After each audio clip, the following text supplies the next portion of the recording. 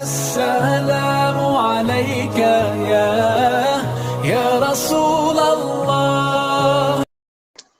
السلام علیکم ورحمۃ اللہ وبرکاتہ۔ وعلیکم السلام ورحمۃ اللہ وبرکاتہ۔ الحمد للہ رب العالمین، والصلاة والسلام علی اشرف الانبیاء والمرسلین، اما بعد فاعوذ باللہ من الشیطان الرجیم، بسم اللہ الرحمن الرحیم۔ قال اللہ تبارک و تعالی فی شان حبیبہ الکریم، ان اللہ وملائکتہ یصلون علی النبی یا ایہا الذین آمنوا صلوا علیہ وسلموا تسلیما، صلی اللہ علی النبی الامی وآلہ صلی اللہ تعالی علیہ وسلم، صلاۃ و سلاما علیک یا سیدی یا حبیبی یا رسول اللہ صلی اللہ تعالی علیہ وسلم۔ سامعین حضرات، آج ہم سورہ نساء شریف کی ابتدا کرنے جا رہے ہیں۔ سورہ نساء یہ مدنی سورہ ہے۔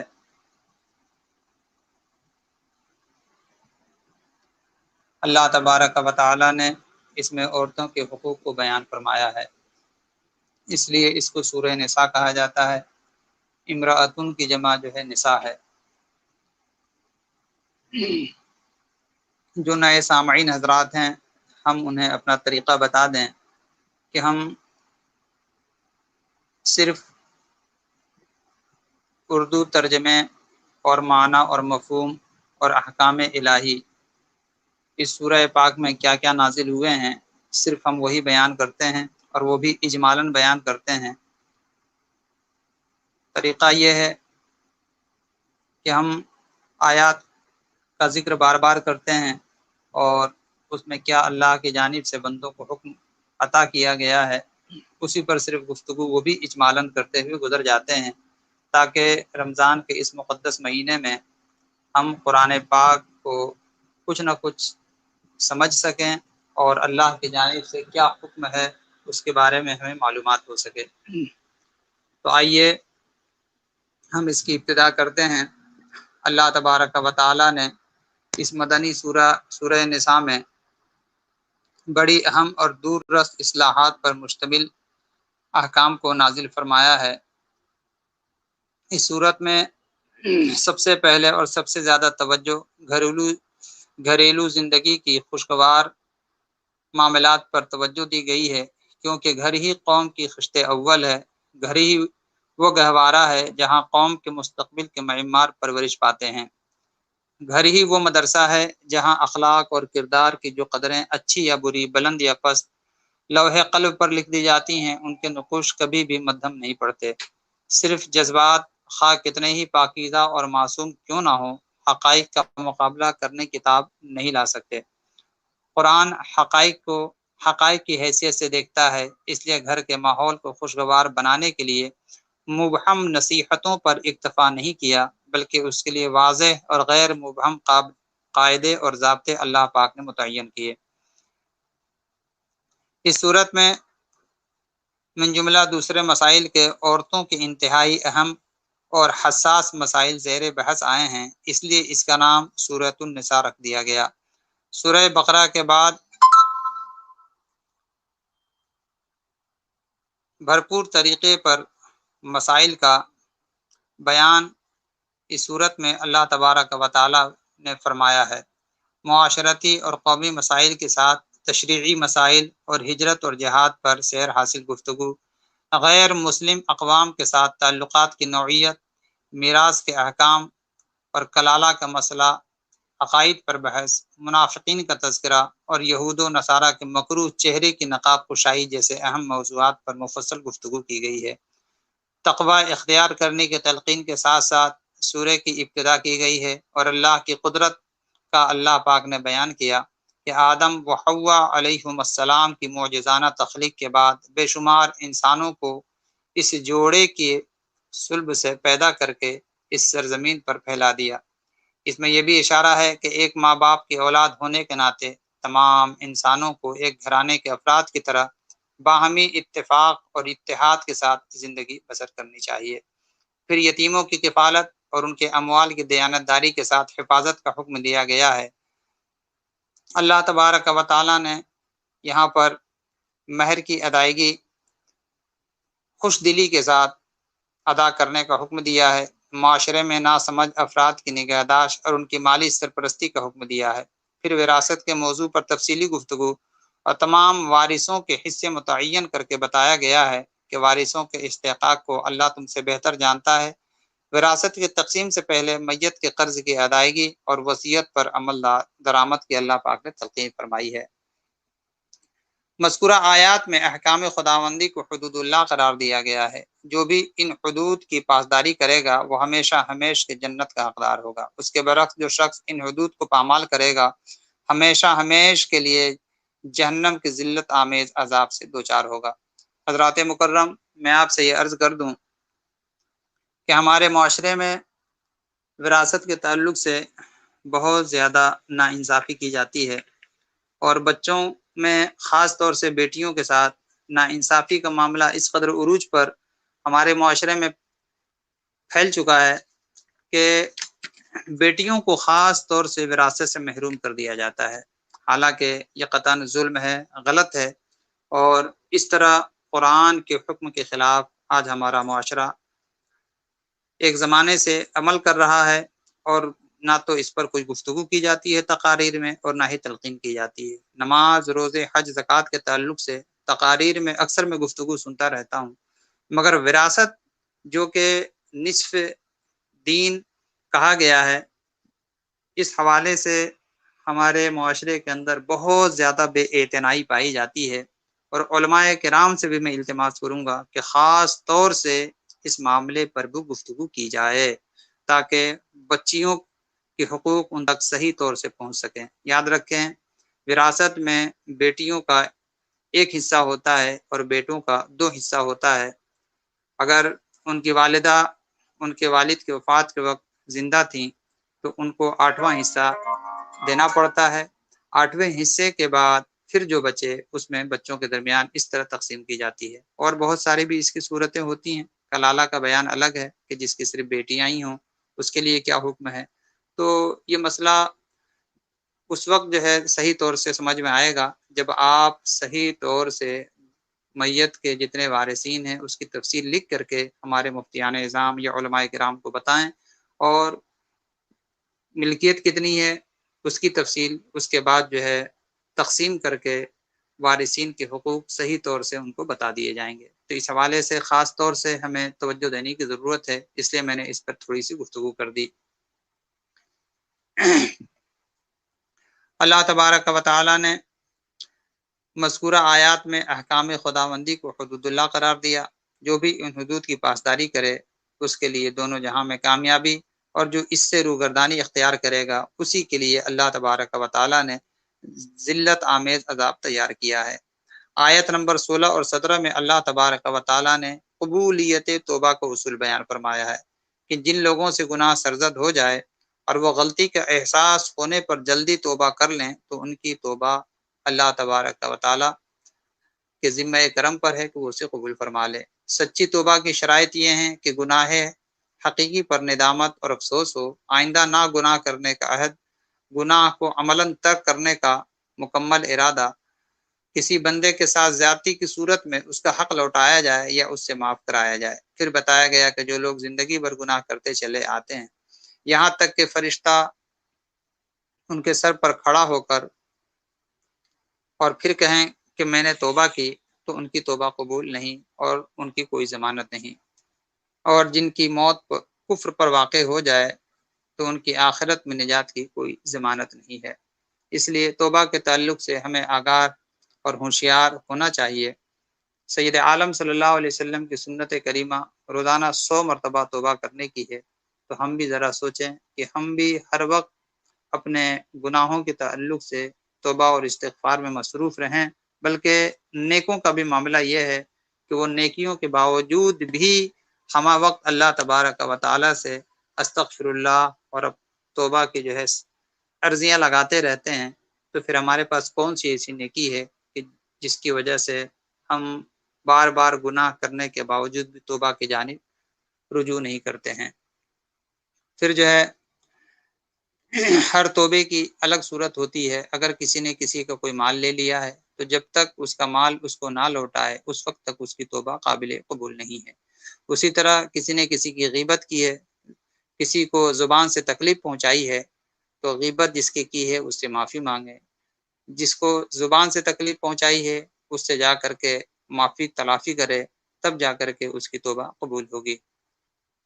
آیت نمبر 22 میں فرمایا گیا کہ سوتیلی ماں سے نکاح مت کرو، یہ بڑی بے حیائی ہے اور اللہ تبارک و تعالیٰ کو ناراض کرنے والا عمل ہے۔ پھر اگلی آیات میں 12 ابدی محرم خواتین اور عارضی محرم خواتین کی فہرست تیار کی گئی۔ ابدی محرم خواتین میں ماں، بیٹی، بہن، پھوپھی، خالہ، بھتیجی، بھانجی، رضاعی ماں، رضاعی بہن، ساس، سوتیلی بیٹی جس کی والدہ سے تعلق قائم کیا جا چکا ہو اور بہو شامل ہیں۔ اور 2 عارضی محرم خواتین یہ ہیں کہ بیوی کی بہن یعنی 2 بہنوں کا بیک وقت نکاح میں رکھنا حرام ہے۔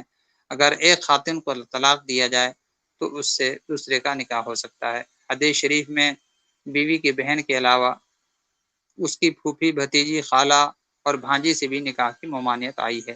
حدیث پاک میں ہے کہ جن عورتوں سے نسب کے رشتے سے نکاح حرام ہے ان سے رضاعت کے رشتے بھی حرام ہیں۔ اور سورہ نساء کی آیت نمبر 23 میں یہ مسئلہ بیان کر دیا گیا ہے۔ اللہ تبارک و تعالی ہم سب کو اس پر عمل کی توفیق عطا فرمائے۔ اب یہاں سے 5ویں پارے کی ابتدا ہوتی ہے۔ سورہ نساء کا تسلسل جاری ہے۔ 5ویں پارے میں اللہ تبارک و تعالی نے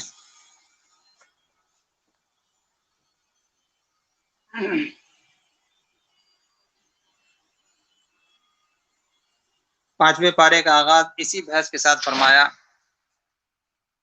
کہ ان مذکورہ محرمات کے سوا دوسری عورتیں تمہارے لیے حلال ہیں بشرطے کہ انہیں طے شدہ مہر ادا کیا جائے اور ارادہ گھر بسانے کا ہو، نہ کہ محض وقتی لذت کے لیے۔ آیت نمبر 26 سے اللہ کی رحمت کے 2 مظاہر بیان کیے گئے۔ ایک یہ کہ اس نے ایسی شریعت عطا فرمائی جس پر عمل سے معاشرے کے ہر فرد کے جان، مال، آبرو کی تحفظ، اور دوسرا یہ کہ اللہ نے ماضی کے واقعات کے بیان سے انسان کو اعتدال کی راہ پر چلنے کی روش اور اس کے اچھے انجام سے آگاہ فرمایا۔ شریعت کے مقابلے میں جو لوگ خواہشات نفس کی پیروی کرتے ہیں وہ انسانوں کی شریعت سے دور ایسے راستے کی طرف لے جانا چاہتے ہیں جن میں وقتی لذت تو ہے لیکن اس دنیا کا امن بھی برباد ہوتا ہے اور آخرت میں بھی اس دردناک عذاب کا سامنا کرنا پڑتا ہے۔ جبکہ شریعت پر عمل کی صورت میں انسان کو ایسی سہولت حاصل ہوتی ہے جو گمراہ کن عقائد، بیجا رسومات اور خرافات اور واہیات کے بوجھ سے انسان کو آزاد کر دیتی ہے۔ پھر آپ آگے آئیں، آیت نمبر 29 میں بتایا گیا کہ باطل طریقوں سے ایک دوسرے کا مال کھانا حرام ہے اور باہمی رضامندی سے تجارت جائز ہے اور اس سے حاصل ہونے والا نفع بھی جائز ہے۔ اسی طرح ہبہ اور وراثت کے ذریعے جو مال ملے وہ بھی جائز ہے۔ سامعین کرام، ہم تجارت کرتے ہیں، نوکری کرتے ہیں، مگر اس کے لیے شریعت مطہرہ کے رہنما اصول اور ضابطے کیا ہیں اسے ہم نہیں جانتے ہیں۔ بعض دفعہ آپ یہ سمجھ رہے ہوتے ہیں کہ میری تجارت حلال ہے، میں جو کاروبار نوکری کر رہا ہوں یہ حلال ہے، مگر وہ شریعت کی نظر میں حرام ہوتا ہے۔ اس لیے کوئی بھی تجارت، کوئی بھی نوکری کرنے سے پہلے کس بات کی نوکری آپ کر رہے ہیں، کیا کام آپ کو کرنا ہے، اس کے کنڈیشنز کیا ہیں، یہ تمام چیزیں علماء کرام سے بیان کر لیا کریں تاکہ آپ جو نوکری کی صورت میں یا کاروبار کی صورت میں پیسہ حاصل کرتے ہیں وہ پیسہ حلال ہو، اللہ اور اس کے رسول کے قانون کے مطابق ہو۔ حلال اور حرام کے لیے اتنا ہی سمجھ لیں کہ جو پیسہ اللہ اور اس کے رسول کے بتائے ہوئے راستے سے ہمیں حاصل ہوتا ہے وہ پیسہ حلال ہے۔ جن راستوں پر اللہ اور اس کے رسول نے چلنے سے منع کیا ہے ان راستوں پر چل کر کے جو ہمیں پیسہ ملتا ہے وہ حرام ہے۔ اس لیے ہمیں ہر کام کرنے سے پہلے علماء کرام سے اپنے تمام معاملات ظاہر کر کے مشورہ لے لینا چاہیے تاکہ ہماری زندگی میں حرام کی آمیزش نہ ہو۔ سید عالم صلی اللہ علیہ وسلم نے اس کی مذمت کرتے ہوئے ارشاد فرمایا کہ جس شخص کے بدن میں حرام پیسے سے گوشت بنا ہے اس گوشت کا ٹھکانہ جہنم ہے۔ جب ہم دنیا کی آگ کو برداشت نہیں کر سکتے تو ہم جہنم کی آگ کو کیسے برداشت کر سکتے ہیں؟ اسی طرح سے بعض لوگوں کا پیسہ ناجائز حاصل کر لیتے ہیں اور انہیں پتہ نہیں ہوتا، یا تو وہ جان بوجھ کے ایسا کرتے ہیں، اس کی تو اور سخت گرفت ہے۔ بعض لوگ انجانے میں ایسا کر لیتے ہیں۔ اس کے تعلق سے میں آپ کو بتا دوں، سید عالم صلی اللہ علیہ وسلم کی محفل میں صحابہ کرام کا مجمع ہے، آقا علیہ الصلوۃ والتسلیم وہاں پر ارشاد فرماتے ہیں کہ اے صحابہ، کسی چیز کے گرنے کی تم نے آواز سنی؟ اس دھمک کو صحابہ نے سنا تھا سرکار علیہ الصلوۃ والتسلیم کے صدقے میں۔ تو صحابہ کرام نے عرض کیا، ہاں یا رسول اللہ، کسی چیز کے گرنے کی ہم نے آواز سنی ہے۔ آقا نے ارشاد فرمایا، 50 سال پہلے جہنم میں ایک پتھر پھینکا گیا تھا، اب جا کر کے وہ جہنم کے تہ میں وہ پتھر گرا ہے اور اسی کے گرنے سے یہ آواز پیدا ہوئی ہے۔ صحابہ کرام نے عرض کیا کہ یا رسول اللہ صلی اللہ علیہ وسلم، 50 سال کے بعد جہنم میں گرا؟ آقا نے ارشاد فرمایا، ہاں 50 سال کے بعد جہنم کے تہ میں وہ پہنچا ہے۔ اور پھر آقا علیہ السلام نے ارشاد فرمایا، دنیا میں کوئی کسی کا مال ناحق اگر جو ہے حاصل کر لے گا تو کل قیامت کے دن اس سے کہا جائے گا اس کا مال واپس کرو۔ وہ بندہ مولا کی بارگاہ میں عرض کرے گا کہ یا اللہ، میں اس کا مال کہاں سے واپس کروں؟ یہاں تو پیسہ بھی نہیں ہے، درہم و دنانیر بھی نہیں ہے۔ اللہ تبارک و تعالی ارشاد فرمائے گا کہ جا جہنم کے تہ میں جا کر کے دیکھ، جہنم کے تہ میں وہ مال رکھا ہوا ہے، جا اور جا کر کے وہاں سے لے آ اور جس کا حق ہے اس تک پہنچا دے۔ وہ شخص جائے گا، جہنم کی جڑ میں پہنچنے کے لیے 50 سال کا عرصہ لگے گا، پھر وہاں سے واپس وہ آئے گا تو ظاہر سی بات ہے، کوئی چیز بلندی سے نیچے گرتی ہے تو جلدی پہنچ جاتی ہے، مگر نیچے سے اوپر آنے میں کتنا وقت لگتا ہے؟ آپ سیڑھی چڑھ کر کے اس کا تجربہ کر لیں۔ اور پھر وہ جب واپس آئے گا اور پھر وہ چاہے گا کہ وہ جہنم سے نکل کر کے وہ مال اس کے حقدار تک پہنچا دے، تو پھر اس کا ہاتھ پھسلے گا اور پھر وہ جہنم کے تہ میں گر جائے گا۔ آپ حضرات ذرا سوچیں، جب 1 منٹ کے لیے ہم دنیاوی آگ کو انگلی پر برداشت نہیں کر سکتے، چہ جائے کہ پورے جسم میں ہم برداشت کریں، تو کل قیامت کے دن ہم جہنم کی آگ جس کو دنیا میں 70 مرتبہ بجھا کر کے بھیجا گیا ہے، جب 70 مرتبہ بجھی ہوئی آگ کو ہم برداشت نہیں کر سکتے تو جو 1 نمبر کی جہنم کی آگ ہے اس کو بھلا ہم کیسے برداشت کر سکتے ہیں؟ اس لیے مال حرام سے خود بھی بچیں اور دوسروں کو بھی اس سے بچانے کی کوشش کریں۔ تو آیت نمبر 29 میں یہ بتایا گیا کہ باطل طریقوں سے ایک دوسرے کا مال نہیں کھانا چاہیے۔ ہبہ اور وراثت کے ذریعے جو مال ملے وہ جائز ہے، مگر جوا، سٹا، غصب، چوری، ڈاکہ، خیانت، رشوت، جھوٹی قسم کھا کر، جھوٹی گواہی کے ذریعے دوسروں کا مال حاصل کرنا یہ حرام ہے۔ اور جو شخص ظلماً دوسرے کا مال کھائے گا وہ جہنم کا ایندھن بنے گا۔ اس کے بعد آیت نمبر 31 میں بیان کیا گیا کہ انسان اگر بڑے بڑے گناہوں سے بچے گا تو اللہ کا وعدہ ہے کہ وہ چھوٹے چھوٹے گناہ خود ہی معاف فرما دے گا اور وہ بڑا ہی عزت والا ہے۔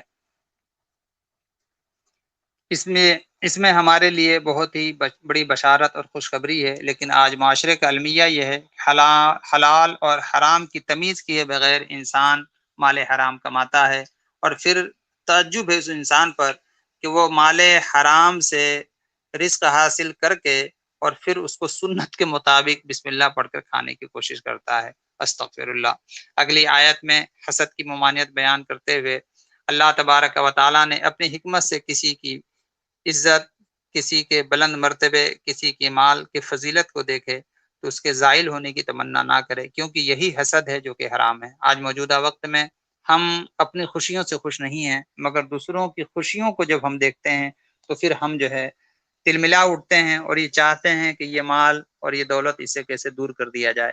حالانکہ دولت دینا، عزت دینا یہ اللہ تبارک و تعالیٰ کے فضل و کرم پر منحصر ہے۔ تو جس کو اللہ نے دیا ہے ہم اس سے کیوں جلیں اور کیوں ہم اپنے دل کے اندر بغض پیدا کریں؟ تو یہ بغض اور حسد اللہ تبارک و تعالیٰ کو بالکل پسند نہیں ہے۔ ہاں یہ ہے کہ اللہ سے آپ تمنا کریں کہ اللہ جس طرح اسے تو نے نوازا ہے، اے کریم مجھے بھی ویسا ہی نواز دے اور مجھ پر بھی اپنا فضل فرما تاکہ میں کسی کا محتاج نہ رہوں۔ آگے ارشاد ہوتا ہے کہ مرد جو ہے عورتوں کے منتظم اور کفیل ہیں، کیونکہ اللہ نے ان میں سے ہر ایک کو دوسرے پر فضیلت دی ہے، اس لیے بھی کہ مردوں نے ان پر اپنا مال خرچ کیا، یعنی شوہر مہر بھی ادا کرتا ہے، بیوی بچوں کی کفالت بھی اسی کے ذمہ ہے۔ نیک بیویاں اپنے شوہر کی تابعدار ہوتی ہیں، اللہ کی حفاظت کے سہارے شوہر کے مال، اولاد، بستر، راز اور آبرو کی حفاظت کرتی ہیں۔ تاجدار کائنات صلی اللہ تعالی علیہ وسلم سے ایک مرتبہ سوال ہوا کہ اچھی عورت کون ہوتی ہے؟ تو آپ نے فرمایا اچھی عورت وہ ہے جو اپنے شوہر کو خوش کرے، جب بھی وہ اس کی طرف دیکھے وہ اس کا کہنا مانے، جب بھی وہ اسے حکم دے تو اپنی جان اور مال سے کوئی ایسا کام نہ کرے جو شوہر کو برا اور ناگوار لگے۔ جو عورت شوہر کی نافرمان ہو اسے ناشزہ کہتے ہیں۔ قرآن نے نافرمان عورت کی تدریجی اصلاح کا حکم دیا ہے، یعنی کہ اسے پیار محبت سے سمجھایا جائے، عارضی طور پر ان کے بستر علیحدہ کر دیں، تادیباً سرزنش کرنا، ان کی تدریجی اقدامات سے عورت اصلاح قبول کر لے اس پر سختی کی ممانعت ہے، لیکن اگر ان تدریجی اقدامات سے زوجین کے درمیان لڑائی جھگڑے کا حل نہ ہو تو قرآن نے مصالحت کا یہ طریقہ تعلیم دیا کہ شوہر اور بیوی دونوں کے خاندانوں سے ایک ایک حکم یعنی منصف یا موجودہ وقت میں پنچ کہا جائے مل بیٹھیں اور وہ ایک اصلاح پسند ہوں تو اللہ تبارک و تعالی زوجین کے درمیان بھی نفاق کو دور کر دے گا اور محبت و الفت کو پیدا کر دے گا۔ اس سے معلوم ہوا کہ قرآن نے ازدواجی زندگی کو خوشگوار رکھنے اور اس کو قائم رکھنے کی بڑی اہمیت دی ہے۔ اس کے بعد آیت نمبر 41 میں آپ چلے آئیے۔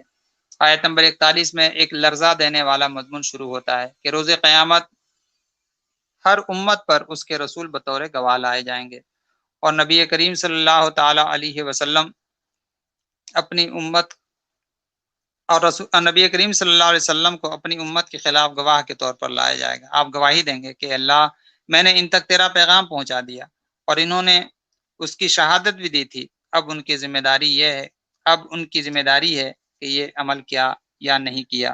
پھر اس کے بعد فوراً فرمایا کہ جن لوگوں نے اللہ کے رسول صلی اللہ علیہ وسلم کی رسالت کا انکار کیا یا آپ کی نافرمانی کی، روز قیامت احساس ندامت سے وہ چاہیں گے کہ زمین ان کے برابر کر دی جائے اور وہ اس میں دفن ہو جائیں، لیکن انہیں اپنے کیے کا وبال بہرحال چکھنا پڑے گا۔ آیت نمبر 44 سے شراب کی حرمت کا ذکر ہوتا ہے۔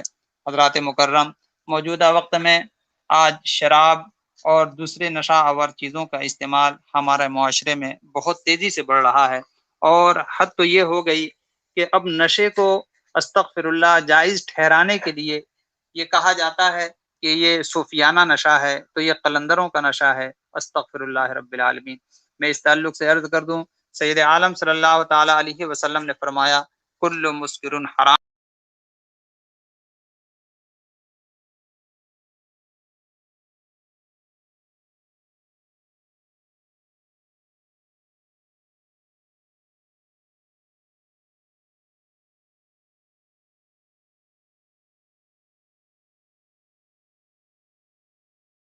یا حبیبی یا رسول اللہ صلی اللہ تعالی علیہ وسلم۔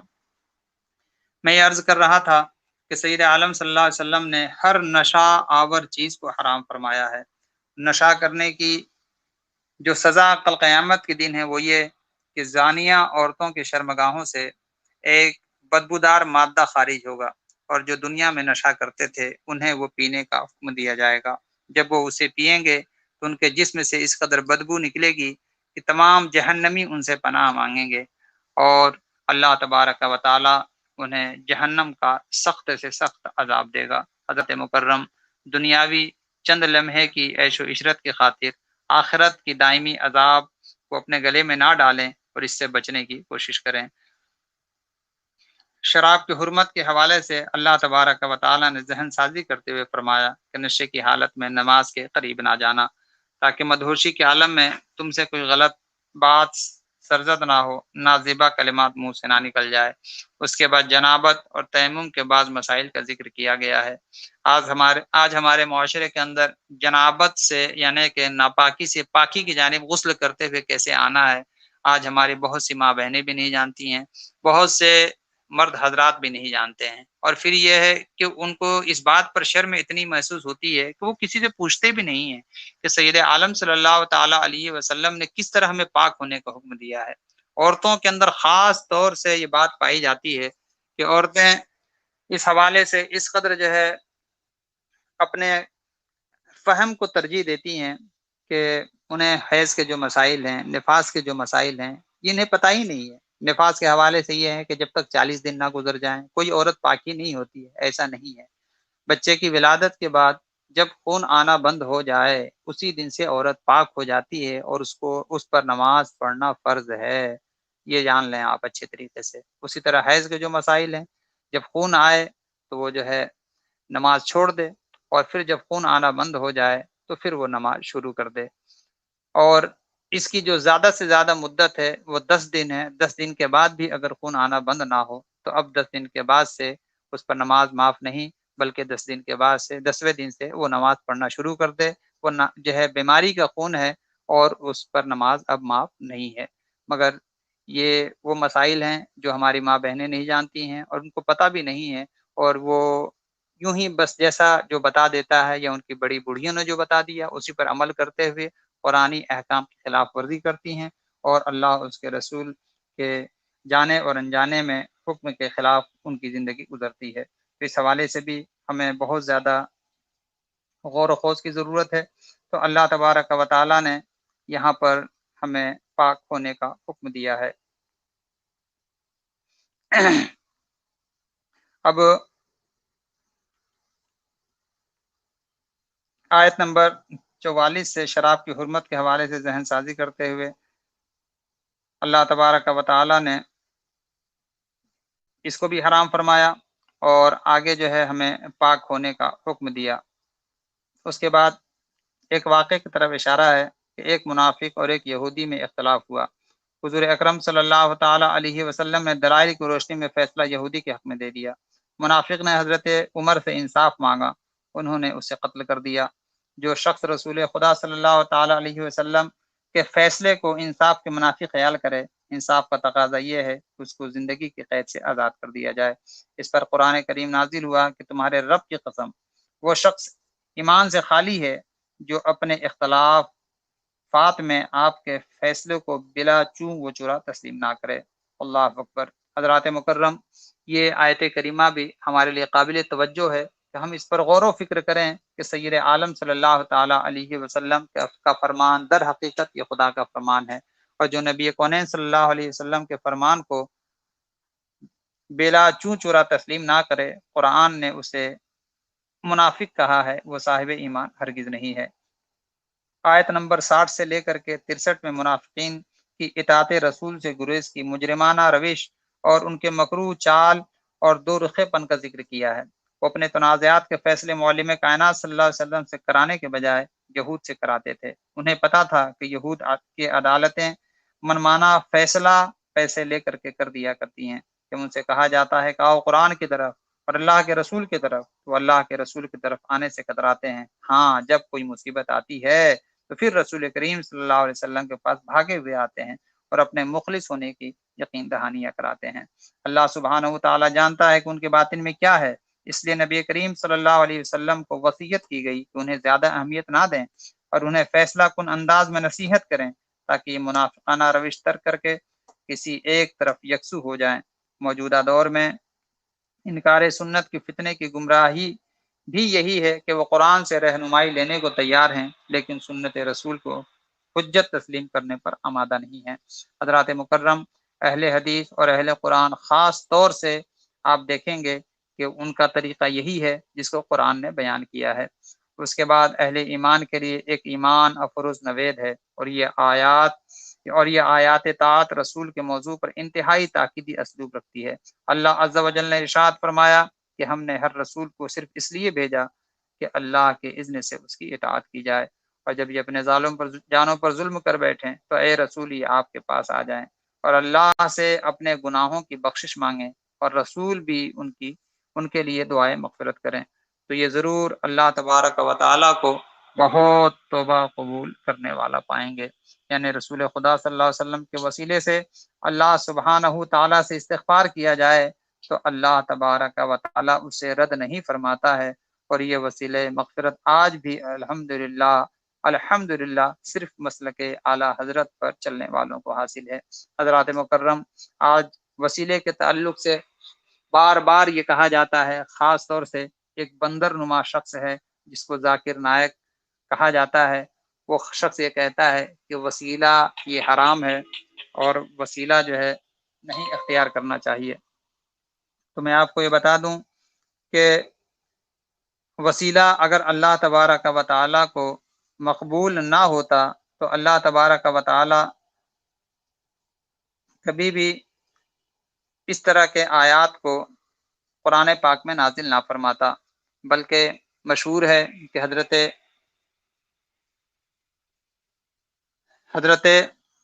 حضور سیدی اعلیٰ حضرت عظیم البرکت کے جو خلیفہ تھے حضرت ضیاء الدین مدنی علیہ رحمۃ الرضوان، جو کہ قطب مدینہ ہیں، اور آپ کا مزار پاک وہیں پر ہے، آج بھی آپ کے اولاد وہاں پر موجود ہیں۔ تو ان کے تعلق سے ایک بار یہ ہے کہ ان سے ایک بار پوچھا گیا کہ حضور، جب نجدیوں کا یہاں پر تسلط ہوا تو ان لوگوں نے آپ سے کوئی باز پرس نہ کی؟ تو آپ نے فرمایا کہ ہاں، ان لوگوں نے مجھ سے بھی جو ہے کئی بار جو ہے پریشانی والے معاملات کھڑا کیے تھے، اور انہوں نے مجھ سے پوچھا تھا، ان کے بڑے جو مفتی اعظم تھے اس نے پوچھا کہ یہ بتائیے وسیلے کے تعلق سے آپ کیا کہتے ہیں؟ حضور قطب مدینہ ضیاء الدین مدنی علیہ رحمہ نے فرمایا کہ وسیلہ حق ہے، آپ بتائیں وسیلے کے تعلق سے کیا کہتے ہیں؟ بولے کہ وسیلہ ہم مانتے ہیں، مگر ہم غیر کو وسیلہ نہیں بناتے ہیں، ہم تو اپنے عمل کو وسیلہ بناتے ہیں۔ تو آپ نے ارشاد فرمایا کہ یہ بتاؤ کہ تمہارا وسیلہ اللہ کی بارگاہ میں محبوب ہے کہ حضور صلی اللہ تعالی علیہ وسلم اللہ کی بارگاہ میں محبوب ہیں؟ تو اس نے یہ جواب دیا کہ محبوب تو اللہ کے پیارے حبیب صلی اللہ تعالی علیہ وسلم ہی ہیں۔ تو آپ نے فرمایا کہ ہم اپنے عمل کو وسیلہ نہیں بناتے، اس لیے کہ ہمارا عمل مردود ہے یا محبوب ہے ہم نہیں جانتے، مگر حضور صلی اللہ علیہ وسلم کی ذات تو اللہ کی بارگاہ میں محبوب ہے۔ اور یہ آیت کریمہ اس بات کی دلیل ہے کہ اللہ تبارک و تعالیٰ نے اپنے محبوب کا در اقدس بتایا ہے کہ اے مسلمانوں، اے مومنوں، جب تم اپنی جانوں پر ظلم کر لو تو میرے محبوب کی بارگاہ میں آ جاؤ، میرا محبوب تمہارے لیے دستے دعا بلند کرے گا، تو اللہ تبارک و تعالیٰ کو تم بخشنے والا مہربان پاؤ گے۔ بہرحال اس آیت کریمہ سے بھی اہل سنت والجماعت کے حق ہونے کی ایک بہترین دلیل ہے، کاش کہ ہم اس پر غور کریں۔ اللہ تبارک و تعالیٰ نے اگلی آیت میں فرمایا کہ جو لوگ اللہ کے رسول کو آپس کے جھگڑوں میں حاکم نہ بنائیں اور پھر آپ جو فیصلہ صادر فرمائیں اسے دل و جان سے قبول نہ کریں تو بظاہر دعوی ایمان کے باوجود حقیقت میں مومن نہیں ہو سکتے۔ آیت نمبر 69 میں اب آگے بڑھیے، اس میں یہ بتایا گیا کہ اللہ اور اس کے رسول کے اطاعت کرنے والے اللہ کے انعام یافتہ بندے انبیاء، صدیقین، شہداء اور صالحین کے ساتھ جنت میں ہوں گے۔ ایسے پاکیزہ لوگوں کے ساتھ میسر آ جانا اللہ کے فضل کا انعام ہے۔ اللہ اور اس کے رسول کی اطاعت و فرما برداری کی فضیلت بیان کر کے سب سے بڑی اطاعت اور نیکی کا حکم دیا گیا، اور وہ غلبہ اسلام کے لیے اپنی جان و مال لگا کر جہاد میں حصہ لینا ہے۔ فرمایا اے ایمان والو، جہاد کے لیے میدانی جنگ یا چھاپا مار جنگ جو بھی وقت کا تقاضا ہو اسے اختیار کرو۔ جہاد و قتال کی ترغیب کے بعد مسلمانوں کو منافقین کی تدبیروں اور سازشوں سے اللہ تبارک و تعالی نے آگاہ فرمایا ہے۔ یہ وہ سنگ دل گروہ ہے کہ جس نے اسلام کا جامہ زیب تن کر کے ہمیشہ اسلام اور پیغمبر اسلام اور مسلمانوں کو نقصان پہنچایا۔ مدینہ منورہ میں جو پہلی ریاست اسلامی قائم ہوئی اس کے خلاف سازشوں کو تانا بانا بننے میں یہی گروہ پیش تھا۔ مسلمان ارحمہ نصیبوں کے بارے میں فیصلہ کرنے متردد تھے کہ سورہ نساء کا وہ حصہ نازل ہوا جس میں ان کی ذلت آمیز حرکتوں، خفیہ منصوبہ بندیوں اور بغض و حسد پر مبنی کارروائیوں کا پول کھول دیا گیا، اور ان کے بارے میں یہ واضح فیصلہ سنا دیا گیا کہ ان کا اسلام اور مسلمانوں کے ساتھ کوئی دور کا بھی تعلق نہیں ہے، تاکہ اہل ایمان اور اہل نفاق کے درمیان حد فاصل کھڑی کر دی جائے اور مسلمان منافقوں کے بارے میں ایک آواز ہو جائیں اور ان کے درمیان کوئی اختلاف باقی نہ رہے۔ حضرات مکرم، میں پوچھنا چاہتا ہوں کہ جو لوگ یہ کہتے ہیں کہ وہابی دیوبندیوں سے دوستی رکھی جائے، ان سے تعلقات قائم کیے جائیں اس بنا پر کہ یہ لوگ نماز پڑھتے ہیں، داڑھی رکھتے ہیں، اسلامی لباس اختیار کیے ہوئے ہیں، صحابہ کرام کے دور میں بھی ایسا ہی تھا، مگر قرآن کریم نے صحابہ کرام کو جب ان سے تعلقات رکھنے کو منع کر دیا تو بتائیں ہم اور آپ کس کھیت کے مولی ہیں؟ اس لیے حضور سیدی اعلیٰ حضرت عظیم الفرقت ارشاد فرماتے ہیں کہ دشمن احمد پہ شدت کیجئے، ملحدوں کی کیا مروت کیجئے، شرک ٹھہرے جس میں تعظیم رسول، ایسے برے مذہب پہ لعنت کیجئے۔ حضرات مکرم، اگلی آیات میں بتایا گیا کہ تمہارے صفوں میں ایسے منافقین بھی موجود ہیں جو جہاد کے مخالف اور محاذ جنگ سے پیچھے رہنے والے ہیں۔ ان بزدل لوگوں کو جب جہاد کی دعوت دی جاتی ہے تو جان کے خوف سے ان کے دل لرز جاتے ہیں اور وہ زندگی کی مہلت چاہتے ہیں۔ اللہ تعالیٰ نے فرمایا اے رسول ارشاد فرما دیں دنیا کا سامان بہت تھوڑا ہے اور اہل تقوی کے لیے آخرت ہی آخرت ہے۔ اس لیے کہ سید عالم صلی اللہ علیہ وسلم نے صحابہ کو نعرہ دیا تھا کہ عیش تو در حقیقت آخرت کا عیش ہے۔ دنیا میں کوئی چاہے جتنا وہ عیش کرنے کی کوشش کرے، اس کی عیش بہرحال عارضی عیش ہے اور ایک نہ ایک دن ضرور اسے موت کے آغوش میں پہنچ جانا ہے۔ آیت نمبر 78 سے موت کے ڈر سے جہاد سے گریز کرنے والوں کو تنبیہ کی گئی کہ تم نے جہاں کہیں بھی ہو موت ضرور تم کو آئے گی، خواہ تم مضبوط قلعوں میں قلعہ بند ہی کیوں نہ ہو جاؤ۔ منافقوں کا ایک شعار یہ بھی بتایا گیا، انہیں کوئی بھلائی پہنچے تو کہتے ہیں یہ اللہ کی طرف سے ہے، اور اگر کوئی برائی پہنچے تو کہتے ہیں کہ یہ رسول اللہ کی طرف سے ہے۔ اللہ اکبر، آپ کہہ دیجئے ہر چیز اللہ کی طرف سے ہے۔ پھر فرمایا تمہیں جو اچھائی پہنچتی ہے وہ اللہ کی طرف سے ہے، اور جو تمہیں جو برائی پہنچتی ہے وہ تمہارے ذات کی وجہ سے پہنچتی ہے۔ اللہ اکبر۔ منافقوں کی ایک خصلت یہ بھی بتائی گئی کہ رسول اللہ صلی اللہ علیہ وسلم کے سامنے کہتے ہیں کہ ہم نے آپ کا حکم مانا، پھر رات کو اپنی مجلسوں میں اس کے برعکس بات کرتے ہیں۔ اللہ فرماتا ہے وہ قرآن میں غور کیوں نہیں کرتے؟ اگر یہ قرآن اللہ کے غیر کے پاس سے آیا ہوتا تو یہ اس میں بہت اختلاف پاتے۔ قرآن نے ایک اصول بتایا کہ حالت جنگ اور زمانہ جنگ میں امن اور خوف یعنی فتح و شکست کے حوالے سے ہر سنی سنائی خبر کو پھیلانا نقصان کا سبب بنتا ہے۔ ایسے زمانے میں خبروں پر نگرانی کا اہتمام ہونا چاہیے کہ کس خبر کی اشاعت مسلمان کے لیے مفید اور کس کی اشاعت مسلمانوں کے لیے غیر مفید ہے۔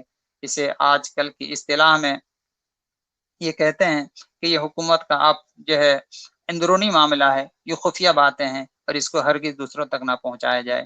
ہم نے رسول کو اس لیے بھیجا ہے کہ اس کی اطاعت کی جائے، کیونکہ اطاعت خداوندی اطاعت رسول میں مضمر ہے۔ اللہ کے تمام احکامات انسانوں تک سرکار دو جہاں صلی اللہ علیہ وسلم کے ذریعے ہی پہنچا ہے، تو جو آپ کی اطاعت نہیں کرتا وہ دراصل اللہ کی بھی اطاعت نہیں کرتا۔ منافقین تاجدار کائنات صلی اللہ علیہ وسلم کے سامنے تو اطاعت کرنے کا وعدہ کرتے ہیں، لیکن بعد میں طرز عمل اس کے برعکس ہوتا ہے۔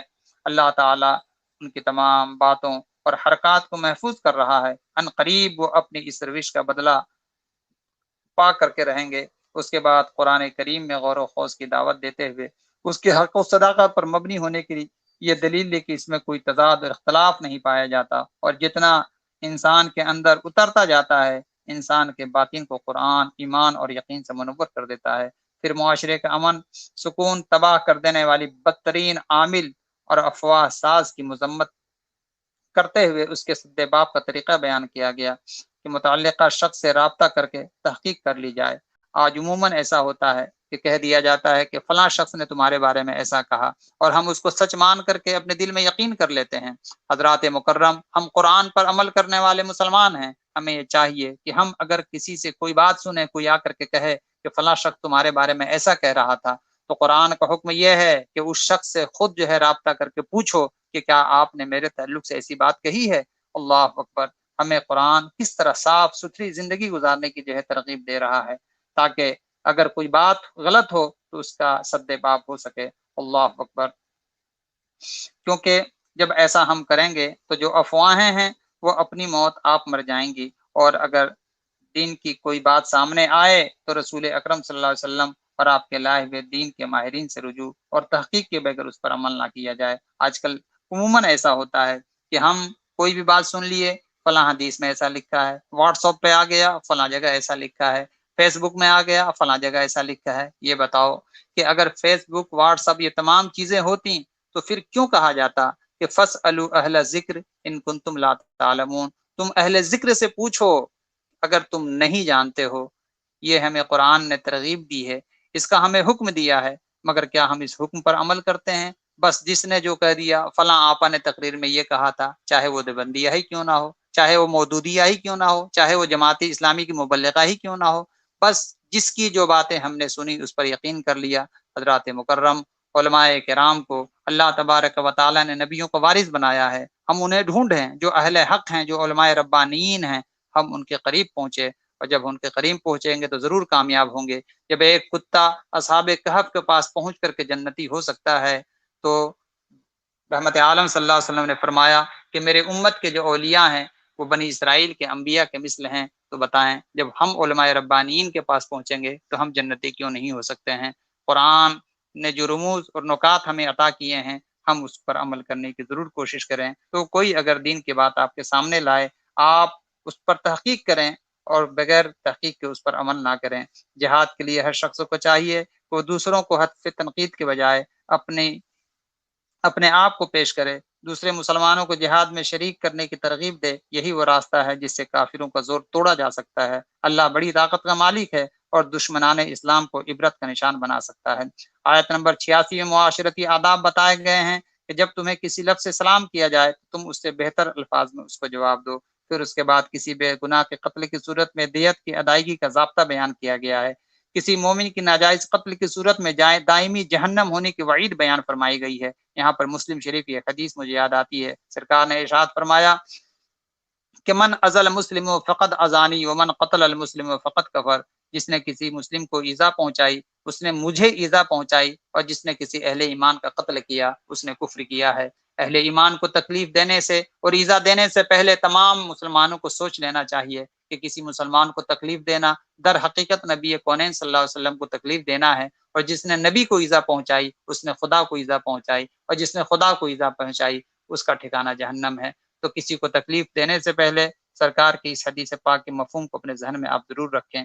پھر محاذ جنگ پر مصروف عمل مجاہدین کی فضیلت کو اللہ نے بیان فرمایا ہے، یعنی جہاد سے پیچھے رہ جانے والے اور جہاد کرنے والے دونوں برابر نہیں ہو سکتے ہیں۔ ہر مسلمان سے اللہ نے اجر و ثواب کا وعدہ رکھا ہے، مگر مجاہدین کا مرتبہ اور مقام بہت بڑا ہے۔ پھر ہجرت کے موضوع پر گفتگو کرتے ہوئے بتایا کہ اگر کوئی شخص مسلمان ہونے کے دعوے دار ہے مگر ایسی جگہ سے ہجرت نہ کرے جہاں اس کے دین پر عمل کرنا مشکل ہو جائے تو اللہ تبارک و تعالیٰ فرماتا ہے کہ اس کے ایمان کا کوئی اعتبار نہیں ہے۔ بلا عذر اللہ کی راہ میں ہجرت نہیں کرتے ہیں اور موت کے وقت فرشتے انہیں ملامت کرتے ہیں، اور موت کے وقت ایسے شخص کو اللہ کے فرشتے جہنم میں داخل ہونے کی وعید سناتے ہیں۔ پھر اللہ کے نام پر ہجرت کرنے والوں کو اللہ نے بڑی وسعت فارغ البالی کی بشارت دی ہے۔ ہجرت کے لیے گھر سے نکلنے کے ساتھ ہی انسان اللہ کی طرف سے اجر عظیم کا حقدار ہو جاتا ہے، خواہ اسے راستے میں موت ہی کیوں نہ آ جائے۔ اس کے بعد جہاد اور نماز کی اہمیت کا اللہ پاک نے ذکر فرمایا ہے۔ حضرات مکرم، غزوہ بنو مصطلق کے متعلق حضور صلی اللہ تعالی علیہ وسلم ظہر کی نماز پڑھنے لگے تو کافروں نے کہا کہ اگر ہمیں پہلے سے معلوم ہوتا تو ہم ان پر حملہ کر کے اور ان کو سب کو شہید کر دیتے۔ پھر جب عصر کا وقت آیا اور وہ اس ارادے سے آئے تو اللہ تبارک و تعالیٰ نے اہل ایمان کو پہلے سے ہی مطلع فرما دیا، اور پھر یہ ہے کہ ایسے وقت میں نماز کیسے ادا کی جائے اس کا بھی اللہ تبارک و تعالیٰ نے اس آیت کریمہ میں طریقہ بیان فرمایا ہے۔ اور جب اللہ تبارک و تعالیٰ نے اس کے ذریعے اہل ایمان کو آگاہ فرما دیا تو اللہ تبارک و تعالیٰ کے فضل اور اس کی عطا کو دیکھ کر کے اہل ایمان کا دل اور اللہ تبارک و تعالیٰ کی ذات پر مطمئن ہو گیا۔ اب آگے آیت نمبر 140 میں اہل ایمان کو یہ ہدایت دی گئی کہ اگر کسی محفل میں اللہ کی آیات کا انکار کیا جا رہا ہو یا ان کا مذاق اڑایا جا رہا ہو تو غیرت ایمانی کا تقاضا یہ ہے کہ اس محفل کا احتجاجاً بائیکاٹ کر دیا جائے۔ نیز جس مجلس میں کوئی گناہ ہو رہا ہو اسے روکنے کی کوشش کی جائے، اگر روکنا ناممکن ہو تو اظہار ناراضگی کرتے ہوئے وہاں سے اٹھ جانا چاہیے۔ جو ایسی مجلس میں بیٹھا رہے گا وہ بھی دراصل ان مجلس والوں ہی کی طرح شمار کیا جائے گا۔ حضرات مکرم، وہ لوگ اس آیت کریمہ سے ذرا ہوش کے ناخن لیں جہاں پر اللہ اور اس کے رسول کے احکام کی خلاف ورزیاں ہوتی ہے، ناچ گانا اور دوسرے غلط محفلوں کے اندر وہ جا کر کے بیٹھ کر کے بہت ہی مزے لیتے ہیں، بلکہ بعض ایسی فلم بنائی جاتی ہیں جس میں جان بوجھ کر کے شرکیہ اور کفریہ مواد ڈالے جاتے ہیں، اور مسلمان نبی کونین صلی اللہ علیہ وسلم کا کلمہ پڑھنے والے انہیں ذوق و شوق سے دیکھتے ہیں اور ایسے لوگوں کو داد و تحسین سے نوازتے ہیں۔ معاذ اللہ رب العالمین، جس قوم کی کفریہ اور شرکیہ حرکت پر خوش ہوگا قرآن نے کہا ہے کہ وہ انہی میں سے ہوگا۔ آپ سوچیں کہ آپ کس میں رہنا چاہتے ہیں؟ کل قیامت کے دن صدیق اکبر رضی اللہ تعالی عنہ کے جھنڈا تلے رہنا چاہتے ہیں، غوث اعظم کے جھنڈا تلے رہنا چاہتے ہیں، خواجہ غریب نواز کے جھنڈا تلے رہنا چاہتے ہیں، یا پھر جو کفار و مشرکین ہیں ان کے جھنڈے کے تلے آپ رہنا چاہتے ہیں؟ آپ غور کریں، دنیا میں تو آپ جیسا چاہیں ویسا گزارا کر لیں، مگر قیامت کے دن ہر شخص چاہے گا کہ مجھے غوث اعظم کے جھنڈے کے نیچے رہنا نصیب ہو جائے۔ اللہ تبارک و تعالی ہم سب کو قرآنی احکام پر عمل کی توفیق عطا فرمائے، قرآن فہمی کو ہمارے لیے آسان بنائے، اور اس پر اللہ پاک ہم سب کو عمل کی دل کے اندر بہترین قوت نصیب فرمائے۔ اللہ تبارک و تعالی ہم سب کو اپنے فضل کا سایہ عطا فرمائے۔ دعا کے لیے ہاتھ اٹھائیں۔ اللهم صل على سيدنا مولانا محمد معدن الجود والكرم وآله وصحبه وبارك وسلم. اللهم نور قلوبنا بالقرآن وزين أخلاقنا بالقرآن ونجنا من النار بالقرآن. اللهم ارزقنا حلالا طيبا ورزقا واسعا. اللهم احفظنا من كل بلاء الدنيا وعذاب الآخرة. اللهم نسألك زيارة حبيبك صلى الله تعالى عليه وسلم واجعل موتنا في بلد رسولك صلی اللہ تعالی علیہ وسلم. اللہم ربنا تقبل منا انک انت السمیع العلیم. یا الہ العالمین، جو کچھ بھی اس مرض مہلک میں مبتلا ہے جیسے کرونا اور دوسرے مرض مہلک، اے کریم ان کو اپنے پیارے حبیب علیہ الصلوۃ والتسلیم کے زلف پاک کے صدقے میں شفاء کاملہ و عاجلہ نصیب فرما دے. یا اللہ، چہرہ والضحیٰ اور چہرہ والشمس کے طفیل میں اے کریم ہم سب کے قلوب کو نور ایمان سے منور فرما دے. آقا علیہ الصلوۃ والتسلیم کی وفاداری میں زندگی اور سرکار کی وفاداری میں موت نصیب فرما. قدم مصطفیٰ صلی اللہ علیہ وسلم کو قبر میں چومنے کا یا اللہ ہمیں شرف عطا فرما. وصلی اللہ تعالی علی خیر خلقہ ونور عرشہ وزینۃ فرشہ سیدنا و مولانا محمد وعلی آلہ وصحبہ اجمعین برحمتک یا ارحم الراحمین. السلام علیکم ورحمۃ اللہ وبرکاتہ. 5 پارہ آج مکمل ہوا. انشاءاللہ چھٹے پارے کی گفتگو آپ کل سماعت فرمائیں گے. السلام علیکم.